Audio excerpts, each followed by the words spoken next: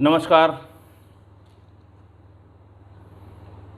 अपनी एसटीएफ में तैनाती 12 फरवरी 2005 से 2 जून 2007 तक के बीच में बड़ा इवेंटफुल ये इस बार की तैनाती रही, क्योंकि इसमें संगठित अपराध यानी ऑर्गेनाइज क्राइम के अलावा बहुत ढेर सारी समस्याओं से एसटीएफ रूबरू हुई, जिसमें टेररिज्म भी था, आईएसआई भी था, सर्कुलेशन ऑफ फेक करेंसी भी था, और इसके साथ साथ संगठित अपराध, बड़े अपराधी, किडनैपिंग और बड़े इनकाउंटर्स का भी ये समय था।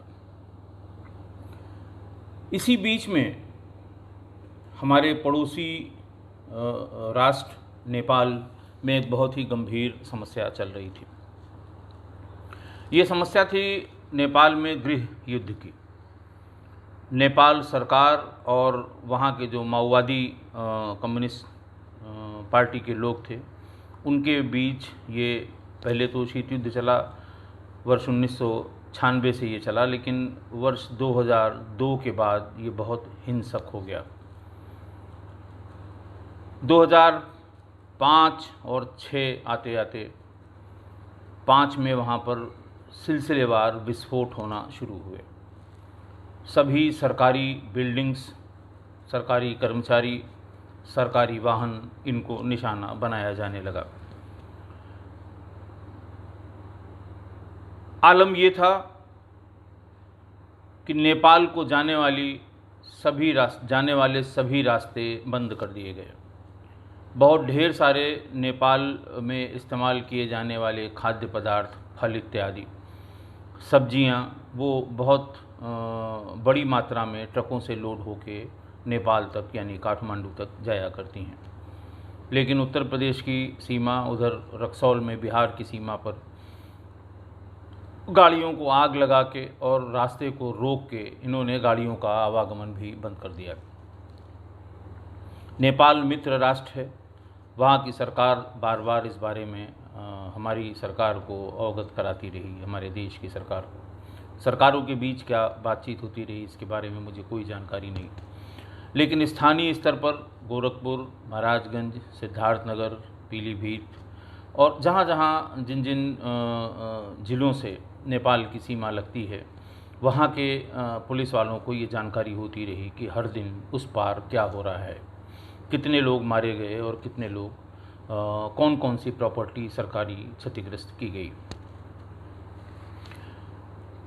2006 आते आते इसने बहुत ही विकराल रूप धारण कर लिया। इधर से गाड़ियों की सारी सप्लाई रोक दी गई और उधर से, और इस बीच में नेपाल रॉयल आर्मी ने भी अपने अभियान में तेज़ी पकड़ ली। माओवादियों के जितने ट्रेनिंग कैंप थे उनको नष्ट करना शुरू किया और बड़ी संख्या में लोगों की जानें गईं। लगभग 7,500 लोग 2002 से लेकर 2006 के बीच में नेपाल के इस गृह युद्ध में मारे गए। किसी भी देश का ये आंतरिक मामला था, इसका हमसे कोई लेना देना नहीं था, लेकिन इसी बीच में ये बार बार सूचना सीमा से आने लगी कि लोग उधर से भाग भाग के अलग अलग जगहों पर उत्तर प्रदेश के आ रहे हैं। खासकर इनके जो कम्युनिस्ट फाइटर्स हैं, माओइस्ट फाइटर्स हैं, इनको जो गोलियां लगी हैं या इनकी जो तबीयत बहुत ख़राब हुई है, वो जंगलों के रास्ते, मैंने बताया बहुत ही पोरस बॉर्डर है भारत और नेपाल का, ये जंगल के रास्ते प्रवेश करते हैं उत्तर प्रदेश में। और पास के अस्पतालों में, जैसे गोरखपुर में काफ़ी अस्पताल हैं, और सामान्य रूप से नेपाल के लोग गोरखपुर के अस्पतालों में अपना इलाज कराने आते हैं, लेकिन वहाँ एडमिट न होके, क्योंकि वहाँ इनके बारे में पता लग सकता था और उन्हें ये डर था कि नेपाल सरकार भारत सरकार से रिक्वेस्ट करके इन्हें फिर से वापस नेपाल मंगा सकती है। ये वहाँ से चल के लखनऊ में पीजीआई, बरेली चूँकि हब है इसका मेडिकल का, तो पीलीभीत के रास्ते से यहाँ बरेली, और लखनऊ के बहुत ढेर सारे प्राइवेट मेडिकल कॉलेजों में ये लोग भर्ती हो गए। इसी बीच में 6 में वहाँ जब विस्फोट होना शुरू हुआ, सिंचाई विभाग का ऑफिस बिजली विभाग का ऑफिस, नगर पालिका का ऑफिस, ये सब एक एक करके उड़ाए जाने लगे। ये वही समय है जिस समय भारत में भी मैंने आपको बताया था कि आतंकवादी हमले शुरू हुए। इनका कोई कनेक्शन नहीं था आपस में, प्राइमा फेसी जो हम लोगों को समझ में आता था, वो उनके भीतर की लड़ाई थी। और ये हमारे पड़ोसी देश, दूसरे पड़ोसी देश, दुश्मन देश की सिक्योरिटी एजेंसी से स्पॉन्सर्ड कार्यक्रम थे जो हमारे यहाँ आतंकवादी हमलों की तरह हो रहे थे। इसी बीच हमारे एसटीएफ की गोरखपुर यूनिट को ये खबर लगी कि साहब अचानक गोरखपुर की मार्केट और आसपास की जो मार्केट हैं वहाँ से प्रेशर कुकर बहुत बड़ी संख्या में डिमांड किए जा रहे हैं नेपाल के लोगों द्वारा। लोग वहाँ से ख़रीदारी करने आते थे। एक एक व्यक्ति प्रतिदिन 3-3, 4-4 प्रेशर कुकर ले जा रहा है। और जब बाज़ार ने देखा कि प्रेशर कुकर नेपाल में बहुत डिमांड में है तो उन्होंने उसके दाम भी बढ़ा दिए। लेकिन बढ़े हुए दामों पर भी प्रतिदिन बड़ी संख्या में प्रेशर कुकर खरीदे जाने लगे नेपाली नागरिकों द्वारा। जब बॉर्डर के ज़िलों में ये ख़रीदारी शुरू हुई तो नेचुरली उसके जो स्टॉकिस्ट हैं लखनऊ में, यहाँ से भी बड़ी मात्रा में प्रेशर कुकर, हर तरह के छोटे बड़े सबसे बड़े प्रेशर कुकर्स यहाँ से भेजे जाने लगे। वैसे तो ये व्यापार के दृष्टिकोण से कोई बहुत विशेष बात नहीं थी कि एक जहाँ भी डिमांड हो वहाँ पर प्रेशर कुकर की सप्लाई हो रही है। और जो उसकी कंपनियां थीं उनके लिए अच्छा था कि उनका अचानक व्यवसाय अच्छा हो गया है, बढ़ गया है। ये सूचना आने पर गोरखपुर यूनिट के लोगों ने पता किया कि आखिर क्या बात है, ऐसा क्या हो गया जबकि इतना वहाँ पर आपसी झगड़ा चल रहा है, इतना वहाँ प्रतिदिन वहाँ गोलीबारी होती थी। नेपाल रॉयल आर्मी के लोग प्रतिदिन किसी न किसी अड्डे पर रेड करके वहाँ गोलियां चलाते थे, ट्रेनिंग कैंप्स को नष्ट करते थे और जो भी वहाँ माओवादी कम्युनिस्ट कमांडोज़ मिलते थे वो उनकी गोलियों का शिकार हुआ करते थे। ऐसे में अचानक प्रेशर कुकर की डिमांड क्यों आ गई? इसी बीच जो मैंने आपको बताया था दशाश्वमेध घाट पे जो ब्लास्ट हुआ था, जिसके अगले दिन सालार को एसटीएफ ने मुठभेड़ में मार दिया था, उसमें भी प्रेशर कुकर जो प्रेशर कुकर में ही डिवाइस लगा के और विस्फोटक रख के दशाश्वमेध में भी, संकट मोचन मंदिर में भी, हनुमान मंदिर और कैंट रेलवे स्टेशन पर इन डिवाइसेस का प्रयोग किया गया था। एक डिवाइस या एक बैग जो ब्लास्ट नहीं हो पाया था, उसको देखने पर ये पता लगा कि उसके भीतर नया ब्रांड न्यू कुकर है। कुकर के ऊपर सीटी वाले भाग में से सीटी को निकाल के 2 तार बाहर निकाले गए हैं जिनको सिर्फ जोड़ा जाना है। खोलने पर भीतर देखा गया उसमें एक टाइमर डिवाइस और एक फ्यूज़ रखा हुआ है। अमोनियम नाइट्रेट और बाकी जो साथ में मिलाते हैं पोटाश और गंधक जिसे कहते हैं, उनका पूरा भरा हुआ, भीतर से बिल्कुल भरा हुआ, उसको लुब्रिकेट करने के लिए उसमें मोबिल ऑयल जला हुआ जिसे हम लोग कहते हैं, वो उससे लपेट के उसके भीतर ये डिवाइस बना दी और उसे लेके चले गए। जहाँ भी रखना होगा उस ऊपर जो 2 तार निकले हुए हैं उनको बैग के भीतर ही हाथ डाल के उसे जोड़ दिया जाएगा। 9 वोल्ट की बड़ी बड़ी 2-3 बैटरियां भीतर सीरीज़ में किसी लकड़ी के पट्टे पर कील से ठोंक के रखी गई थी और टाइमर डिवाइस थी, यानी उनको पता था कि हम तार जोड़ने के 4 घंटे बाद, 3 घंटे बाद इसमें विस्फोट होगा। ये सबके दिमाग में था कि ऐसा न हो कि ये प्रेशर कुकर वहाँ जा रहे हों और उनमें ये डिवाइस भर के फिर बनारस में जो संकट मोचन ब्लास्ट हुआ था उसी तरह का कोई ब्लास्ट यहाँ न हो जाए। जब ये पता किया गया, हमारी यूनिट गई तो इसने ये पता किया कि साहब वहाँ पे जितने भी ब्लास्ट हुए हैं सब प्रेशर कुकर के ब्लास्ट हुए हैं और बड़ी बड़ी बिल्डिंग, 2-2 मंजिला और 3-3 मंजिला बिल्डिंगें बड़े कुकर के ब्लास्ट से धराशायी हो गई हैं, सब नीचे आ गई हैं। उससे इतना ज़्यादा इम्पैक्ट पड़ा है, ये खतरे की बात थी।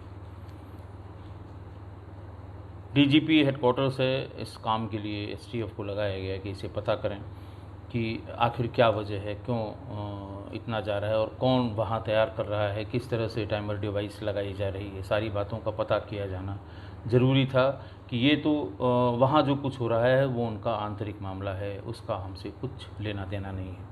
लेकिन अगर वो इसी तरह से डाइवर्ट होके हमारे विरुद्ध इस्तेमाल किया जा रहा है या आतंकवादी गतिविधियों में इस्तेमाल किया जा रहा है तो ये बहुत ही ख़तरनाक बात है।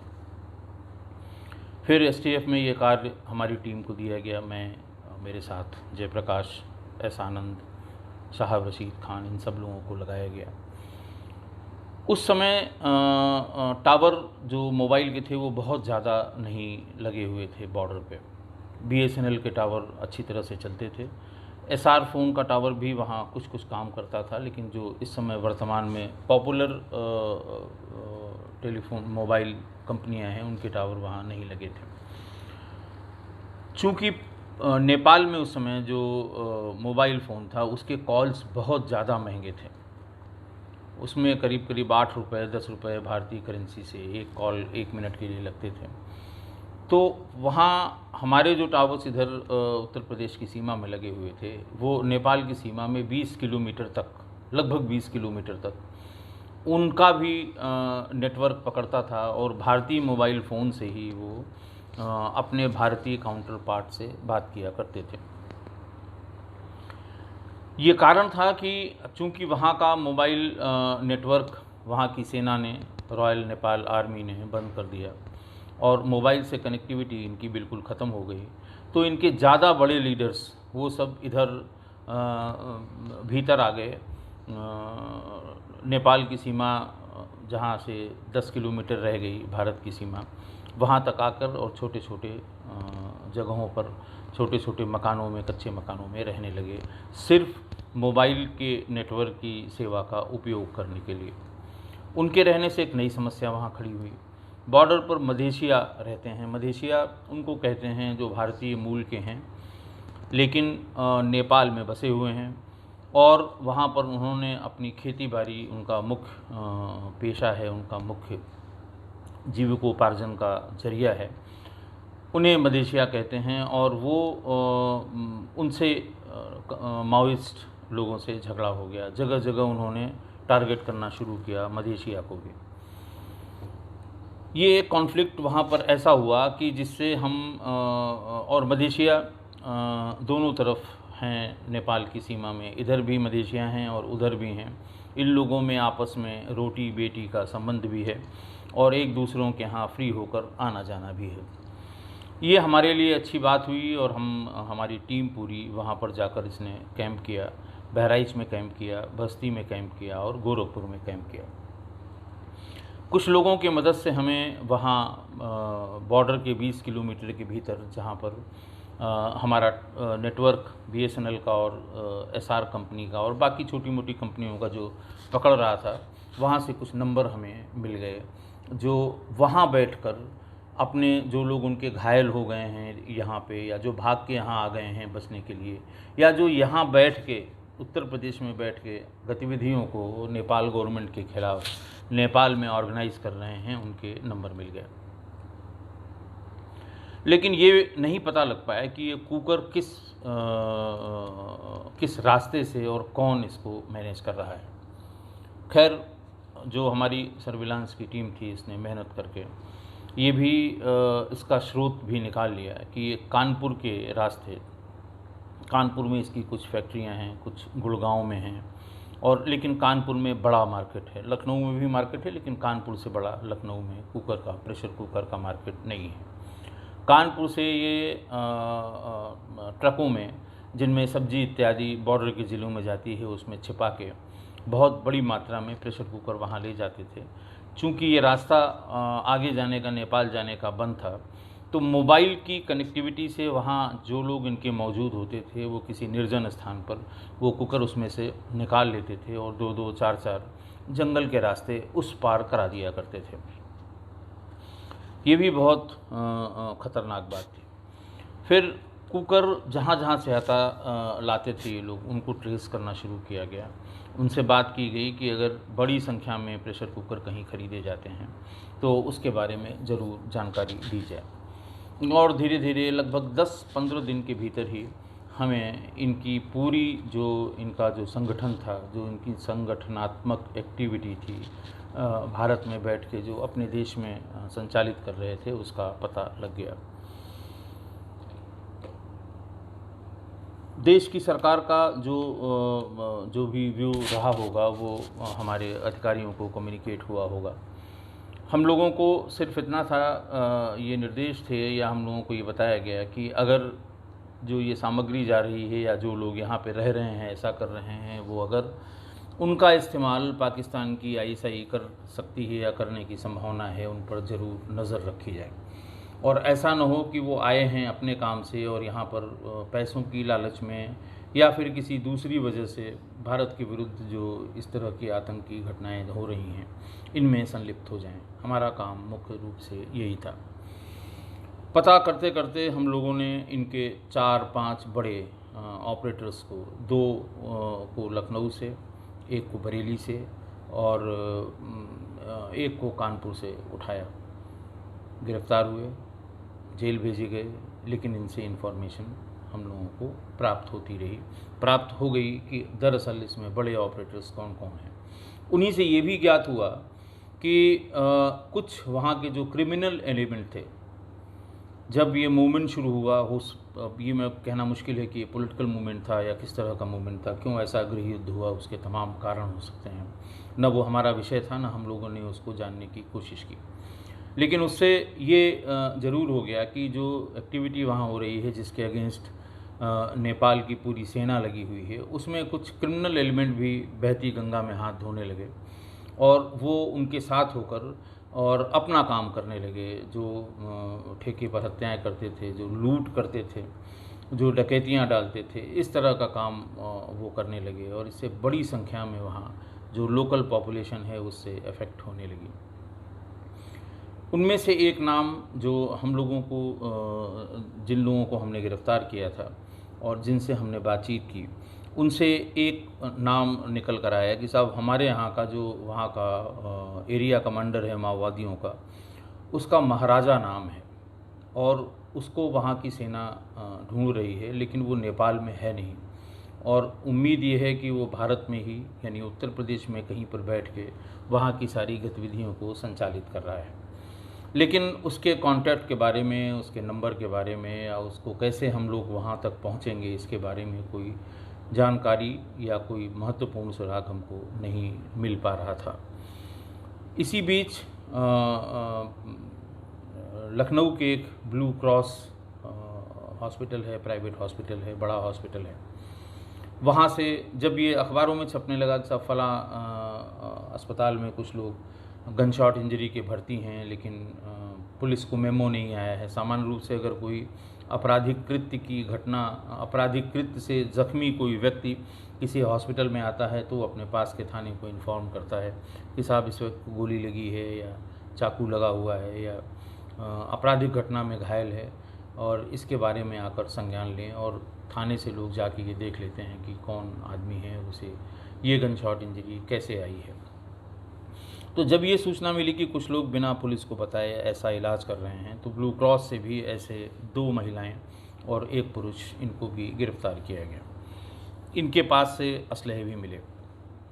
वो वहाँ जो लोग बाहर थे जिन्होंने भागने का प्रयास किया, उनके पास से पिस्टल और रिवॉल्वर मिली, और महिलाएं जो भीतर अपना इलाज करा रही थीं, उनको भी इलाज करा के उन्हें बाहर लाया गया। और ये पता लगा कि जो उनकी महिला काडर है, उनकी जो लेडीज़ आर्मी है माओइस्ट की, उनकी सीनियर हायरार्की में बहुत सीनियर मेंबर्स हैं, उनसे भी महिला कांस्टेबल्स और महिला सब इंस्पेक्टर्स ने पूछताछ की और अल्टीमेटली ये पता लग गया कि ये एरिया कमांडर जो महाराज है, यही पूरी चीज़ें ऑर्गेनाइज़ कर रहे हैं वहाँ पर, और प्रेशर कुकर की सप्लाई मेंटेन करने के लिए यही व्यक्ति जिम्मेदार है कि वहाँ प्रेशर कुकर जितनी बड़ी संख्या में, क्योंकि वहाँ जो बाज़ारों में प्रेशर कुकर था वो लूट लिया गया था। नेपाल के बाज़ारों में कतई प्रेशर कुकर नहीं था।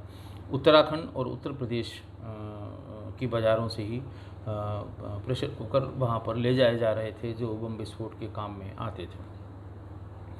अब पूरी टीम हम लोगों की सिर्फ इस बात पे लगी रही कि जब तक महाराज पकड़ में नहीं आएगा, जब तक इसका पता नहीं लगेगा, तब तक हम ये इस्टेब्लिश नहीं कर पाएंगे कि ये जो सब चीज़ें ऑर्गेनाइज़ की जा रही हैं, कहीं इनका इस्तेमाल भारत के विरुद्ध तो नहीं हो रहा है। कहीं ये जो बनारस के बम ब्लास्ट हुए हैं, उसी सीरीज़ में छोटे छोटे बम ब्लास्ट और जगह हुए थे, कहीं उनमें जो डिवाइस कुकर, प्रेशर कुकर के माध्यम से लगाई गई थी, वो वही तो नहीं थी जो इन लोगों ने बनाकर उन्हें दी हो। और फाइनली हमें इस आदमी का, इस महाराजा नाम के इस आदमी का लोकेशन मिल गया। लखनऊ में ही उसकी लोकेशन मिली। हमारी टीम में जगह जगह जयप्रकाश पूरी टीम के साथ बस अड्डे पे लगे हुए थे। ये लोकल जो हमारी यूपीएसआरटीसी की बसें चलती हैं, यूपी रोडवेज़ की, इनसे ये लोकल यात्रा करता था। कभी किसी गंभीर बीमार अपने साथी को देखने के लिए किसी हॉस्पिटल में जाना, उनके लिए पैसे का इंतज़ाम करना, उनके लिए इलाज में पैसों का इंतज़ाम करना, ये महाराज ही कर रहा था। और फ़ोन पे बहुत कम बातचीत करता था और लोगों को जाके वहाँ से संपर्क कर लिया करता था। इसका पता लग गया कैसरबाग रेलवे स्टेशन पर।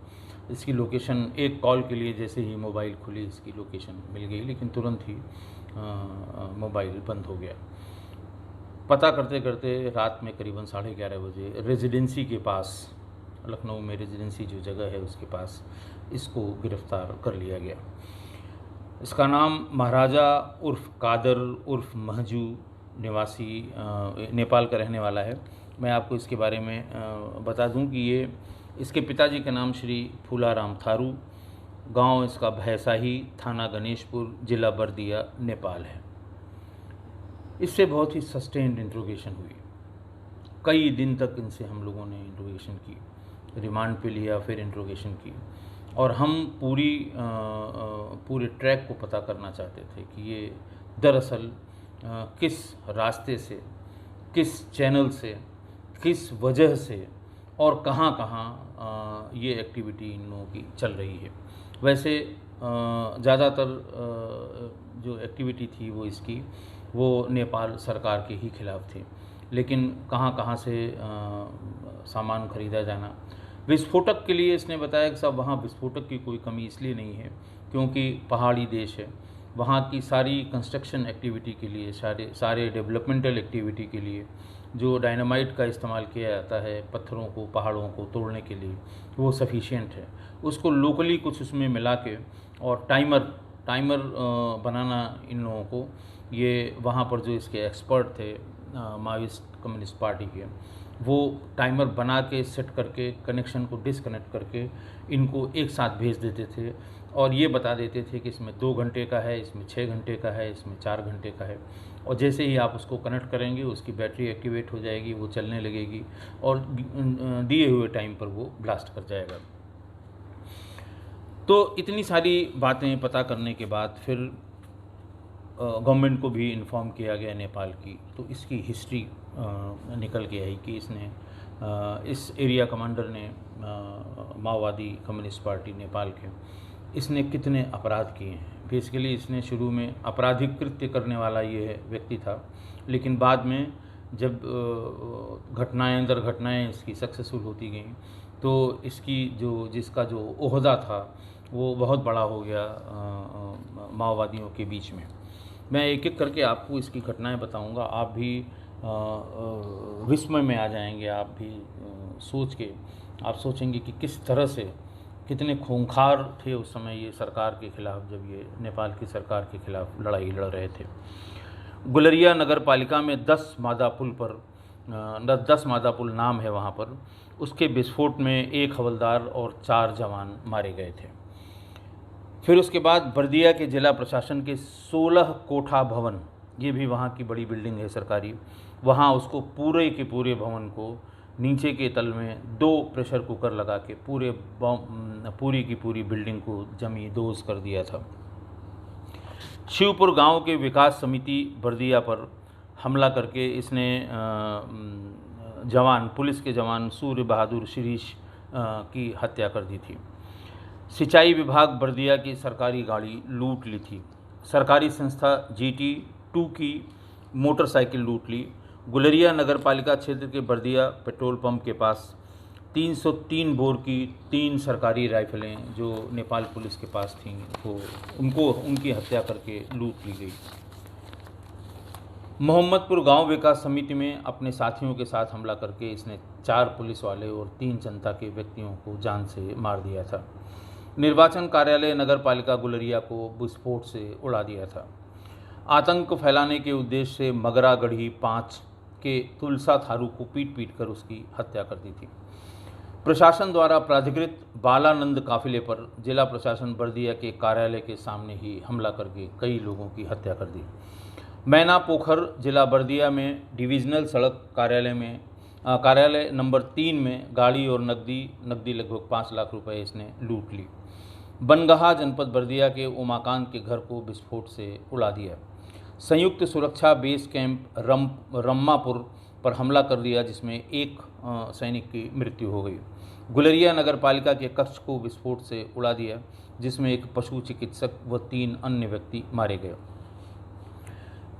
उल्लेखनीय इसमें यह है कि ये इस वारदात करते करते इसकी हिम्मत इतनी पड़ गई कि बॉर्डर पर जो सीमा सुरक्षा बल हमारी होती है, एसएसबी जिसे कहते हैं, इसने 2004 में एसएसबी के गश्त कर रहे जवानों पे हमला करके उनकी एक एसएलआर राइफ़ल और मैगजीन और कारतूस के लूट ली और जो आज तक बरामद नहीं हो पाई। ये उस केस में वांटेड था। उसी केस में जिस समय इसको अरेस्ट किया गया, इसने कोई कसर नहीं छोड़ी थी अपने आप को बचाने में। इसके पास से एक 9 mm की पिस्टल मेड इन जर्मनी और 6 कारतूस उस समय बरामद हुए थे जब ये रेजिडेंसी के पास पकड़ा गया था। पिछले एपिसोड्स में लोग ये बताते हैं कि साहब ये इतना डिटेल में आपको बताना चाहिए, ये बताना चाहिए, वो बताना चाहिए। मैं तिथि जगह उनके बारे में इसलिए बताता हूँ, आप अगर देखेंगे कमेंट्स में तमाम लोग उसी जगह के निकलते हैं और वो उसके बारे में कहीं मुझे करेक्ट भी करते हैं कि ऐसा नहीं, उसमें ऐसा था, या ये नाम नहीं था, ऐसा नाम था। और ये ज़रूर हर एपिसोड के किसी न किसी कमेंट में होता है कि मैं साहब वहाँ का रहने वाला हूँ, मैं इस व्यक्ति को जिसके एनकाउंटर का आपने जिक्र किया है उसको अच्छी तरह से जानता हूँ। हो सकता है नेपाल की इन आपराधिक घटनाओं का में आपका कोई इंटरेस्ट ना हो, लेकिन ज़रूर ऐसे लोग होंगे जो जब जानेंगे तो उन्हें पता लगेगा कि किसने, या हो सकता है उन्हें पता न हो तो पता लग जाए। मैं ये ऑफिशियल रिकॉर्ड से आपको बता रहा हूँ कि इतनी घटनाओं में ये जो आपका महाराजा उर्फ कादर उर्फ महजू सना फूलाराम थारू, इसका इन्वॉल्वमेंट था और नेपाल के अभिलेखों में ये इन केसेस में वांटेड रहा है। मेरे बताने का आशय सिर्फ ये रहता है कि हो सकता है इतनी बड़ी संख्या में घटनाओं के बारे में जो लोग इसको थोड़ा सा जानते होंगे या जो जगह के एक आध जगह के बारे में जानते होंगे वो तुरंत इसको कनेक्ट कर लेंगे। आज बस इतना ही। शेष आपको 1-2 और स्टोरीज़, हाँ एक बात और, कुछ हमारे मित्रों ने इस पे आपत्ति की कि साहब आपने एक साथ इतनी घटनाएं एक ही एपिसोड में बता दी, सबको इंडिविजुअली अलग अलग बताना चाहिए था। किसी ने ये तक लिखा कि साहब ये तो सब गूगल पे मिल जाएगा, इतना बताने की ज़रूरत नहीं, आपने उसमें किस तरह से कैसे इसको वर्कआउट किया या कैसे वहाँ तक पहुँचे, इसमें हम लोगों का ज़्यादा इंटरेस्ट है। तो मैं बार बार आपको बता रहा हूँ कि इसमें 1% घटनाओं को छोड़ के और आपको गूगल पे नहीं मिलेंगी। गूगल पर घटनाएं 2010 के बाद से जो हुई हैं घटनाएं वो सब एक एक करके मिल जाएंगी। 2010 के बाद की घटनाओं को मैं इसीलिए गूगल पे जो जानकारी उपलब्ध है उसके अलावा ही आपको बताऊंगा, क्योंकि ये जानकारियाँ आपने इतने दिनों में देखा होगा कि बहुत कम ऐसी जानकारियाँ हैं जो बहुत महत्वपूर्ण रही होंगी, बहुत बड़ी रही होंगी, या जिनका बहुत बड़ा महत्व रहा होगा, वो शायद आपको गूगल में, वो भी टाइम्स ऑफ इंडिया में खासकर उनके आर्काइव्स में मिल जाए तो मिल जाए। उस समय ऑनलाइन पोर्टल्स बहुत कम चल रहे थे, 2-1 जो चल रहे थे उसमें कहीं कहीं इसका जिक्र होगा। तो इसलिए ये सब घटनाएं जो आपको मैंने बताई हैं ये इनका मुझे नहीं लगता कोई बहुत ज़्यादा जिक्र आपको इंटरनेट से मिलेगा। इसीलिए बता रहा हूँ, 2010 के बाद की घटनाओं के बारे में फिर इतना डिटेल बताने की ज़रूरत नहीं है। मैं आपसे अनुरोध कर लूँगा कि आप गूगल करके इसकी बाकी डिटेल्स पता कर लें। बहुत बहुत धन्यवाद।